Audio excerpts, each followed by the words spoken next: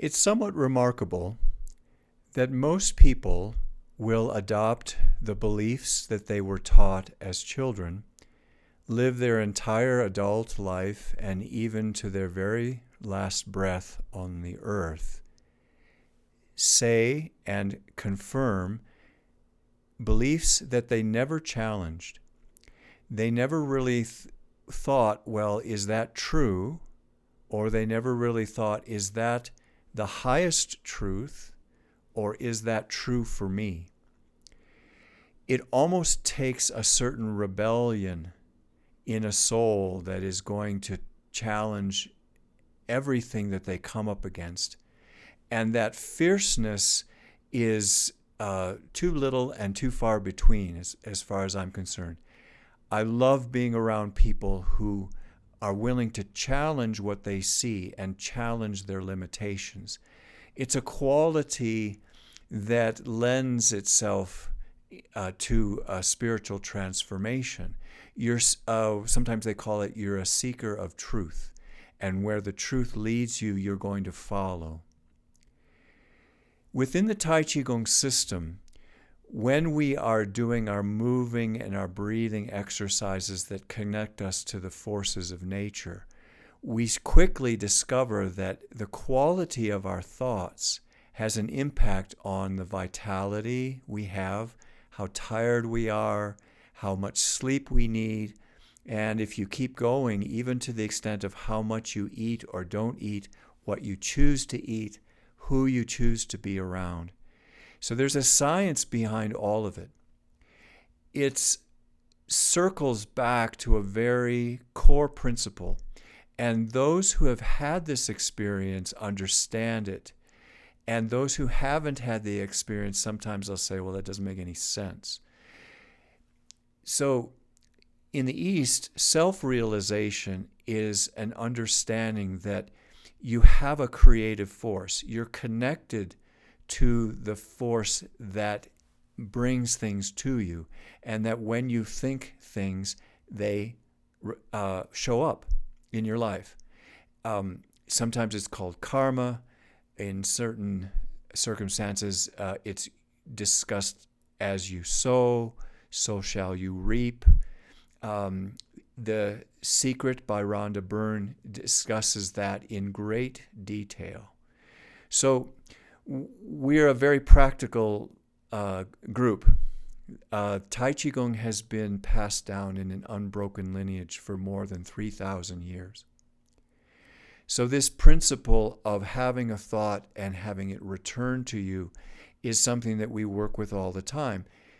And what happens to a person who is working with Tai Chi Gung is they're looking for the synchronicities that happen as a communication from the infinite intelligence of the universe or from the divine, that they're on the right track.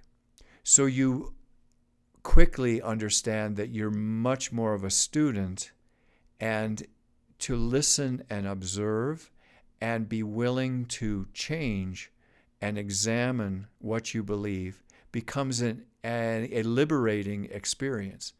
And we have a phrase in Tai Chi Gung, begin, go slow.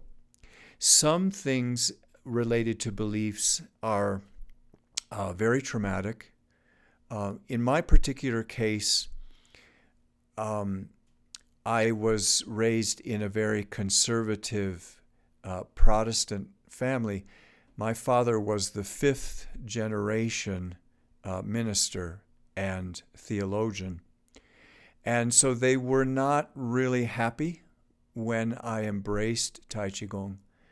And it was about the 14th or 15th year, having difficulties communicating with my family. And I'll never forget it because my Tai Chi Gung instructor asked me, he said, have you ever considered praying the rosary? And I was so fed up with organized religion at that time, I was almost swearing under my breath.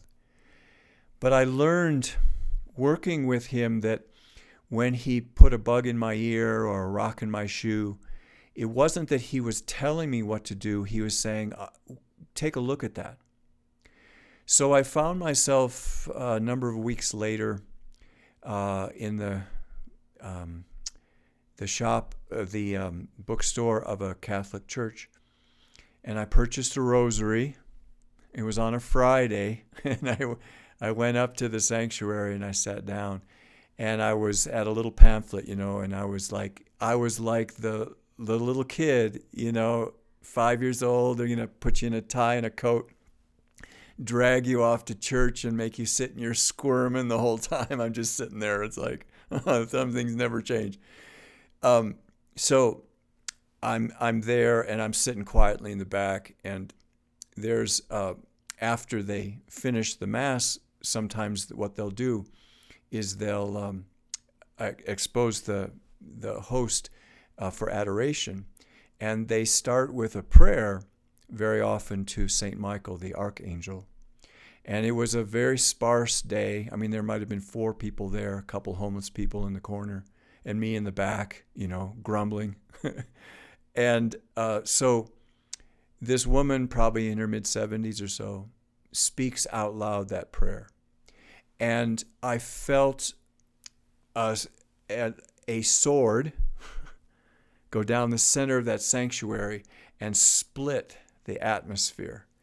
And the atmosphere in that cathedral changed to how it is after a thunderstorm clears the air. It was the most extraordinary thing.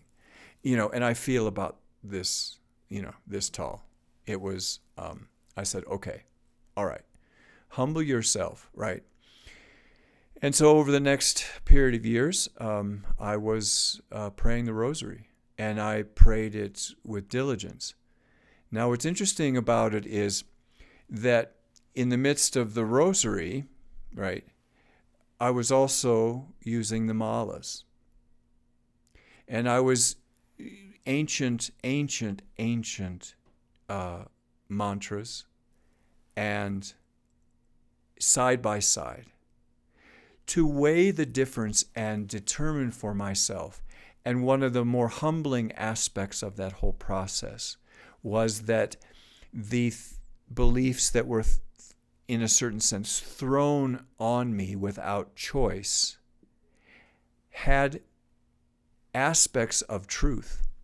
And the whole thing kind of did this evolution. So I'm 37 years into training, and one thing that I respect probably more than anybody besides my teacher,